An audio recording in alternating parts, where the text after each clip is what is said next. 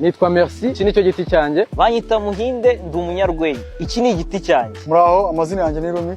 Turi muri ya gahunda y'igiti cyanjye. Nitwa Lucky Baby rero muri ya gahunda rero y'igiti cyanjye. Amazina yanjye ni Jean Paul Mukiza. Twaje gutera ibiti hano mu karere ka Kicukiro. Banyita Umuragwa Pole. Igiti ni icyanjye, igiti ni icyawe. Igiti ni icya buri muntu wese, agomba kukibungabunga akakigira umutekano. Igiti uko cyaba kingana kose gihereza agaciro. Mu buzima busanzwe ibiti biradufasha kugira impumeko nziza, niyo mpamvu nafashe no munsi kugira ngo igiti cyanjye. Umunyarwanda wese ahari agira iyo gahunda yo kumva ko watera igiti kikagira akamaro. Igiti kidufasha kwirinda isuri ndetse kikadufasha no guhumeka umwuka mwiza. Nyuma yuko menye ko gukura bitazashoboka, nahisemo gutera igiti ngo gikure mu mwanya wanjye. Nawe ahuri rero iga kubungabunga ibiti ndetse no kubyuhira, mubyiteho kuko ibiti ni ubuzima.